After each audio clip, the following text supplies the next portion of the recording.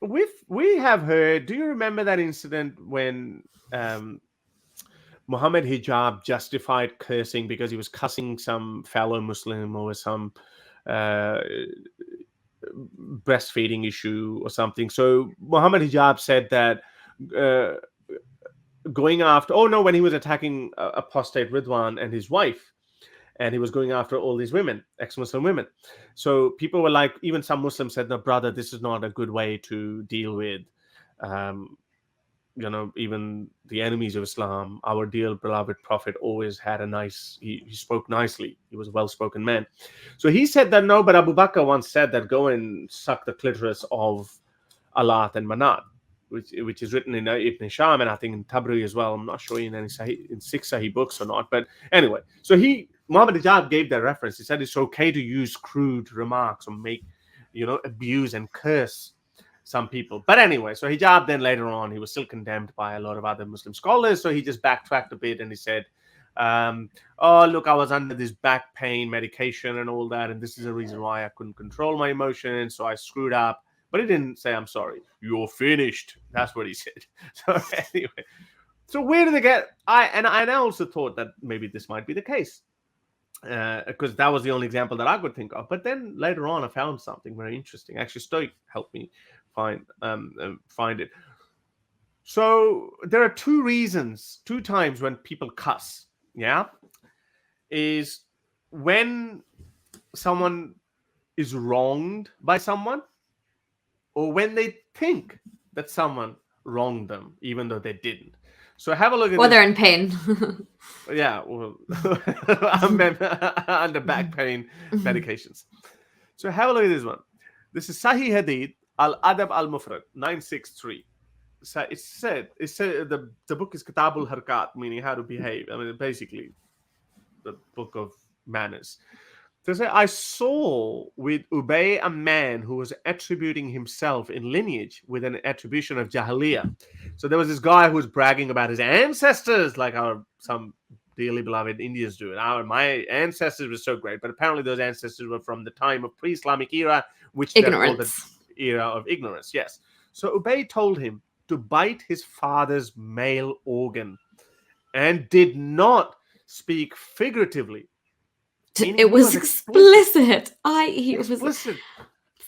bloody hell. What? But Nuri, this is a Ubay, yeah. Ubay is doing this, so it's not. Yeah. Yeah, so it's okay. So Ubay was just No, I can't believe loose this made it tongue. into the Hadith in general. I love Now, this. but Is listen great. to this. Yeah. Listen, I have a feeling some people, when they used to get in trouble, they're like, "Hey, I learned it from the Prophet." Yeah, This is it's a exactly what great he get did. out of jail free card. Yeah. But look what he did. He says here. He says. Then he said, I will never show apprehension to anyone.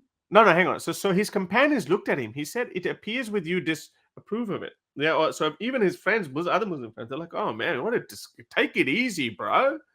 Like, you're asking him to bite on his dad's penis? Come on. That's gross. So his friends were getting upset with that. But then he said, oh, whoa, hang on a second. I will never show apprehension to anyone with regards to this. Verily, I heard the Prophet. Here comes the Prophet. I heard the Prophet, may Allah bless him and grant him peace, say, whoever, look how specific that is, whoever attributes himself in lineage with an attribution of the period of, or the ancestors of ignorance, then tell him to bite his father's male organ and make sure they don't think it's figurative. Meaning, Make be sure explicit. So first of all, you remember that how specific this instance was, and this is why I say Muhammad used to make up stuff as he went along. Like in a battle of Uhud, this guy walks up to him. Muhammad's wearing a body armor, Oh and my that guy is gosh, wearing yeah. body armor. And Muhammad says, "Oh, this guy Harith. Oh no, Auf. I think his name was Auf. Auf. He comes up to Prophet Muhammad. The battle is going on in the background, by the way. Just imagine this. He goes, "Oh dear Prophet, what makes Allah the happiest?" The Prophet thinks, I've got one body armor. He's got one body armor. There's battle going on. I am probably going to get killed if I don't take some extra precautionary steps. So, what makes Allah the happiest? Oh, pray 5 times, love thy neighbor, love the orphans, pay charity. Nah, no, not that. He said, anyone who jumps in the battlefield without body armor. How specific? Like it could have been What like if a Muhammad, con artist, mate. if Muhammad was short of let's say if he was missing a boot or something, he would have said, what makes Allah the happiest is if you give me your boot. Anyway, Oh gosh. just like that, look how He fleeced that guy, man. Like he fleeced that guy for like his farm to have land in heaven as well. He's always conning people. but Nuria, but look how Bloody freaking specific. is it? Yeah. It's like you have to tell him, like anyone. Okay, so what Like if that's someone? that's the final solution to this. This is the Yes. only solution, and this is the specific solution. This is what you tell anybody that gasses up his ancestors who aren't Muslims. Yeah, it's like okay. So if I take pride in my lineage, tell him to go bite his father's penis. Okay, if I drive fast late at night, okay, tell him to slap himself on the left cheek. Like what? Yeah, yeah. What is this? It's literally like he was trying to add this into the manual. Like this is the sin, this is the punishment. But you cannot make this stuff up. Like it was literally that incident he extracted, and he's like, that was a great solution.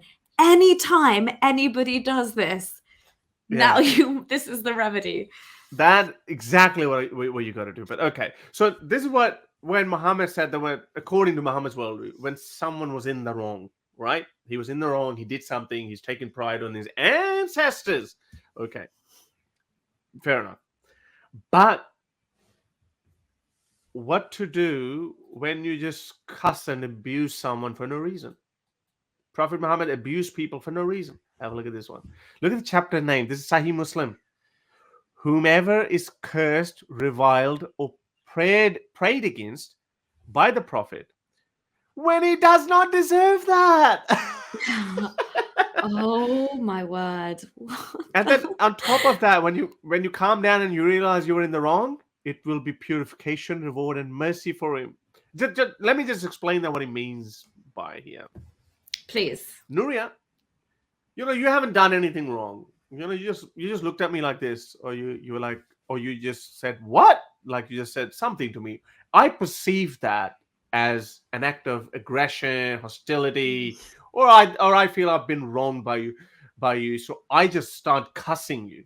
I say, you mother, you whatever, pray against you, whatever. Imagine that. I just say this, and then a little bit later, someone tells me, Harris, you were so out of line. She didn't even say anything.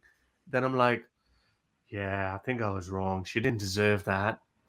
But don't worry, because I'm a prophet. Yeah. My cusses to Nuria will turn into blessings. That's the deal I've made with Allah. Your shit's turning into roses now? Exactly. This is what he's saying. He's saying here that when someone is cursed, reviled, or prayed against by the Prophet, when he does not deserve, it will be purification, reward, and mercy for him. That's what it means. Oh my what gosh. a freaking con artist. Okay, let's just go. There are quite a few hadiths, but let's just go through some of them. Aisha reported that 2 persons visited Allah's Messenger, and both of them talked about a thing of which I'm not aware, but that annoyed Muhammad, and he invoked curse upon both of them and hurled malediction. And when they went out, I said, Allah's Messenger, the good would reach everyone, but it would not reach these 2, meaning those 2 people who said something that Aisha didn't understand, but it annoyed Allah, it annoyed Muhammad, and Muhammad cursed them. So he said, why so? I said, because you have, so Muhammad has forgotten. He's like, why so? I said, because you have invoked curse and hurled malediction upon both of them. So Muhammad said, hey, don't you know that I've made a special condition with Allah? Special condition. With my puppet master, yeah. Yeah, oh Allah, I'm a human being after all. And that for a Muslim upon whom I invoke curse or hurl malediction, make it a source of purity and reward. Okay, so here it doesn't say whether those guys deserve that or not, but it's in that heading. So let's just say they didn't deserve it. But the word here is they've used a fancy word, malediction. It actually, the Arabic word here that is used is sabba, which means basically cussing. And so damn. if you abuse someone, there it is, sabbatun.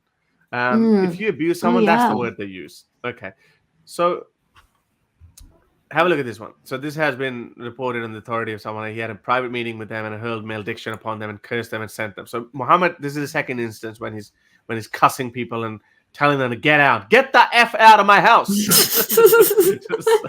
Muhammad's like Gordon Ramsay when he's like all angry in the kitchen. Well, what happened to all that? Oh, he was so well spoken and very calm. know, he wouldn't harm a butterfly, even a woman that threw trash at him. He checked in on her health when she didn't do it one day. BS. Yeah. Oh Allah. And then he says, oh Allah. And this is so human-like. Like, well, if I abuse my friend or something when he didn't deserve it, and I'd be like, oh, come on, man. After all, I'm a man. I'm a human being, I can make mistakes, I can't take this weight on my shoulders. I can't tell you why your crops didn't harvest well enough this year. I effed up, okay? Cut me some slack. Cut me some slack. When he gets caught, that's what, I'm a man after all. Come on. Anyway, so another one, Jabir reported the same one. So have a look at this one. This hadith has been transmitted on the authority of Allah, make it a source of mercy. There you go. So this is a mutawatir hadith, meaning it's coming from multiple sources. Okay, so Abu Huraira also reported that Allah is saying, oh Allah, I make a covenant with you against which you would never go. You would never go. I'm a human being, and that's for a Muslim. So again, you got to notice here, it's for a Muslim. He's saying if I abuse a Muslim, or if I cuss him or invoke curse on him, then make this a source of blessing, purification. So only for a Muslim. You can still cuss out the disbelievers and non-believers and polytheists. Oh yeah. That's just human right. Look at this one. This is funny because I heard Abu Huraira say, So Allah's messenger saying, "Oh Allah, Muhammad is a human being. I lose my temper just as any human beings lose their temper." Wow, he's actually done being a prophet in some of these instances. He's like, sorry, I couldn't stop my tongue. It just got away from me. On one hand, they say his poop never smelled. His sweat smelled of roses. And then on the other hand, when they get caught, they're like, oh, he's just a human being after all. So anyways, he's saying, I lose temper. Like Muhammad Hijab. See? He can lose temper. As human being, and I have held a covenant with you, would not break, which you will not break for a believer against the rest of the Who I give any trouble. You can see the prophet is dishing out trouble to his own believers, man. For a believer whom I give any trouble. Surely you're a prophet there to alleviate humanity's issues, not give them trouble. That kind of defeats the object of you being there. Yeah. There's quite a few of those as well. Okay, so this is an interesting one. So listen to this one. It's a bit long, but you'll get it. So, it is you have grown young, meaning you've grown up. May you not advance in years. So reported that. So there was an orphan girl, Sulaim, who was a mother of Enos. Allah's messenger saw that orphan girl and said, so this is just an orphan girl, just a little girl. Oh, it is you have grown young. May you not advance in years, meaning you hope you die soon. Biatch. So that slave girl. What an individual. That slave girl returned to Sulaim weeping. The poor girl is like, oh.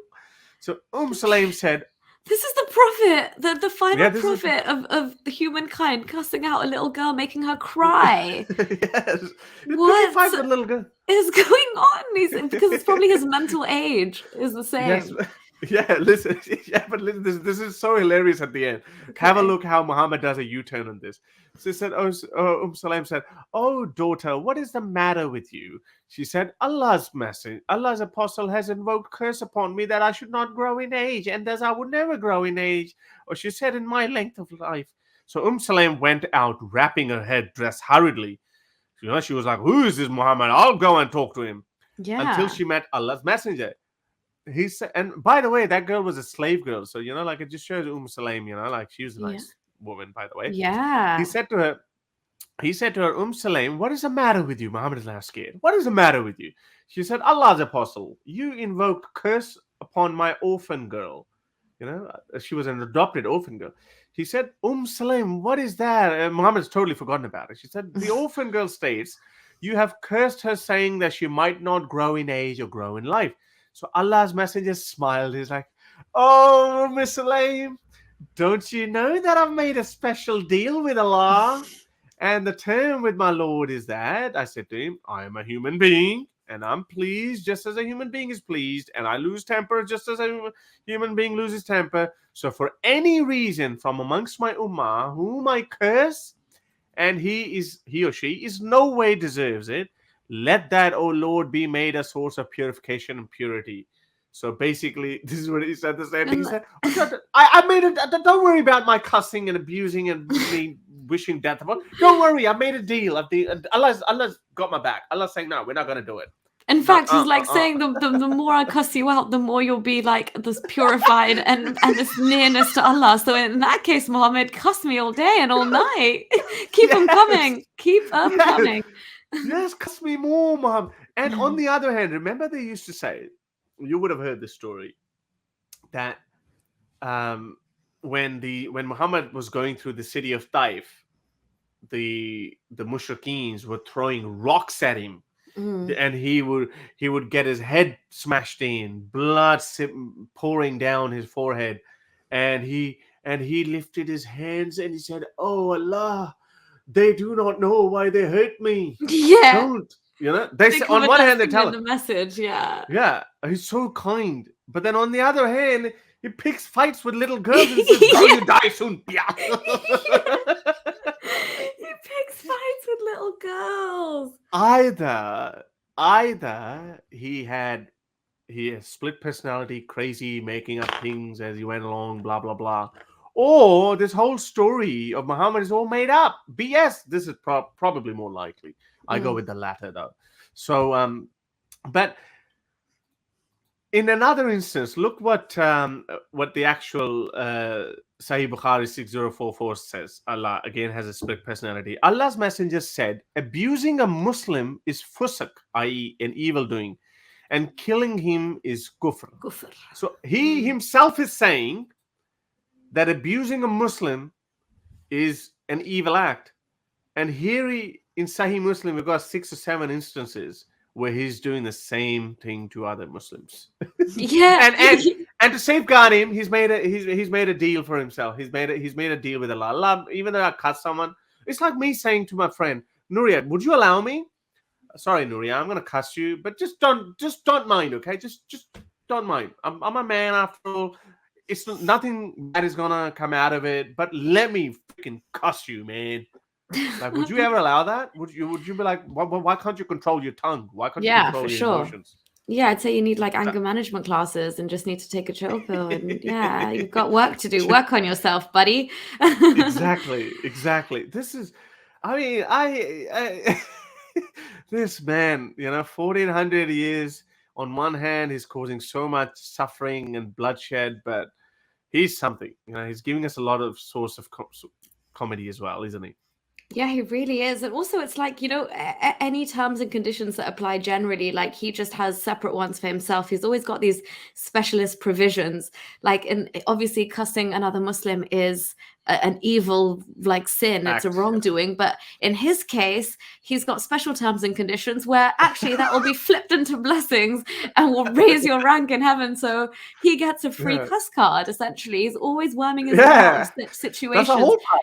Yeah, he wiggles his way out and gives himself special privileges all the time.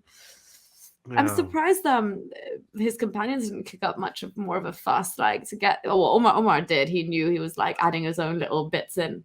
Yeah. Anyway, but yeah, what a traveling. He's like a traveling salesman, Muhammad, but a traveling con artist, caravan robber. Con artist. Man, what a con artist, man! What a con artist.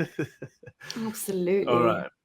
To help me produce more videos like these, support me on Patreon or PayPal.